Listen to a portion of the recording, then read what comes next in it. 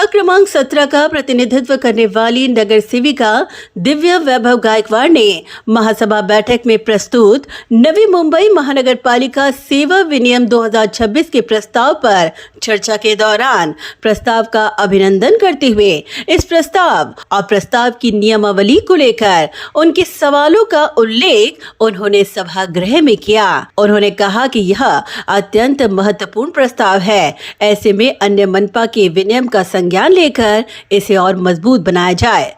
उन्होंने महत्वपूर्ण विचार साझा करते हुए कहा कि महानगर पालिका में आज अधिकारियों की कमी जरूर है। ऐसे में जल्द से जल्द इस गैप को भरना बेहद आवश्यक है। साथ ही उन्होंने डेप्यूटेशन, डायरेक्ट रिक्रूटमेंट और तबादले के संदर्भ में भी अपने प्रश्न सभागृह के समक्ष रखे। विषय क्रमांक 2 जे स्थायी समितीमधून आलेला जो प्रस्ताव आहे आणि तो आहे नवी मुंबई महानगरपालिका सेवा विनियम 2006 प्रस्तावात नमूद करण्यात आलेल्या बाबींसह मंजुरी देण्याबाबत। मला असं वाटतंय की हा जो प्रस्ताव आलेला आहे हा चांगला प्रस्ताव आहे आणि खूप आधी ॲक्च्युली हा खूप आधी यायला पाहिजे होता प्रस्ताव आणि मी अभिनंदन करते या प्रस्तावाचं मांडलेलं आहे। पण मला एवढं विचारायचं आहे की हा प्रस्ताव जेव्हा केला हा म्हणजे ही नियमावली जी आपण केली ती कोणी ठरवली आहे आणि आपण कोणत्या तज्ज्ञांचा विचार घेऊन ही नियमावली ठरवली आहे का? कारण ह्याच्यावर बोलत असताना म्हणजे मला असं वाटते की आधी जर हा आला असता तर निश्चितपणे जे अनुभवी अधिकारी होते त्यांचा जो अनुभव होता त्याचा प्रशासनाला फायदा झाला असता।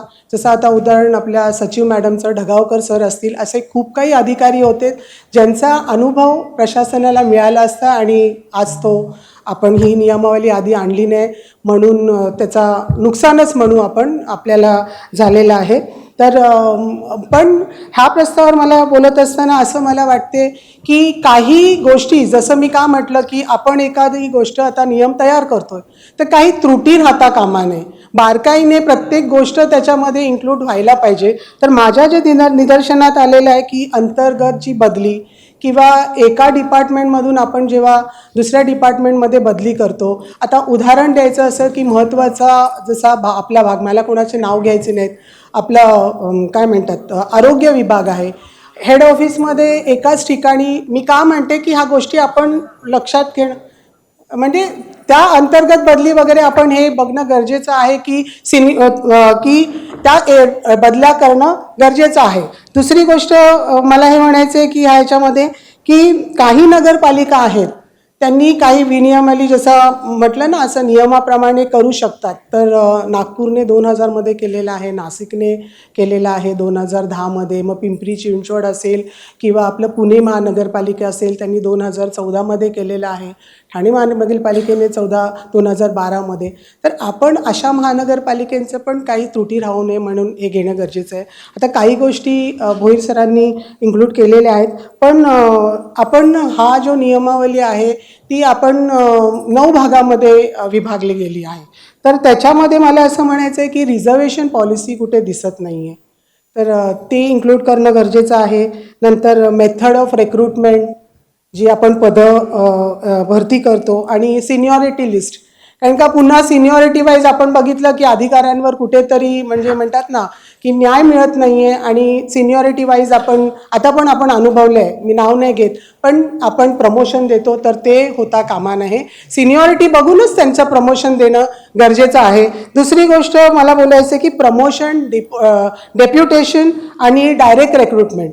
आता महानगरपालिकेची जेव्हा स्थापना झाली मला असं वाटतं की 1993ला आपण नियुक्ती केली, त्याच्यानंतर सातत्याने आपण 2 वर्ष म्हणजे आता ह्याच्यामध्ये पण आपण स्पष्टता अशी दिलेली नाही आहे की ह्याचं तर ते गरजेचं आहे। आणि हे सगळं करत असताना आपले जे आता नवीन आपण पदं जेव्हा भरणार तर मी हे म्हणेन की ते भरणं गरजेचं आहे, कारण का जो मधला गॅप आहे, कारण का 2 वर्ष झाल्यानंतर पुन्हा तेच होणार की काय करायचं, 60 वर्ष झाल्यानंतर मग काय करायचं, मग आपण पुन्हा ते पुढे आपण वाढवायचं। त्यापेक्षा जी मधली फळी आहे मी तेच म्हणते की पूर्वी आपण पदं भरली त्याच्यानंतर आपण 2007 नंतर पदं नियुक्ती केली नाही। मला वाटतं कोविडच्या वेळेला आरोग्यामध्ये आणि ह्याच्यामध्ये अग्निशमन फायर ह्याच्यामध्ये आपण ती पदं भरण्यात आलेली होती. तर नंतरच्या कालावधीमध्ये झाली नाही. तर आता आपण जेव्हा ही विनियमावली बनवतोय तर ह्या गोष्टीकडे पण लक्ष देणं गरजेचं आहे.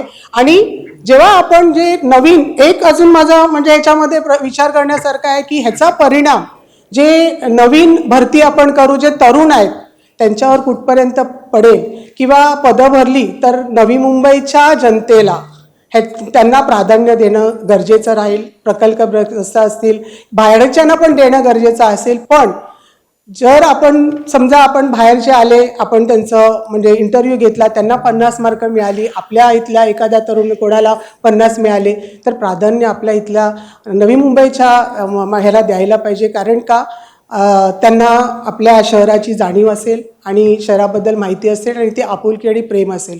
म्हणून ह्या सगळ्या ज्या काही गोष्टी असेल त्या मला वाटतं इन्क्लूड करून आणि कोणत्याही त्रुटी राहता कामा नये म्हणून अगदी बारकाईने विचार करून हे विनियमावली बनवलं तर अतिउत्तम. Bureau report Navi Mumbai network.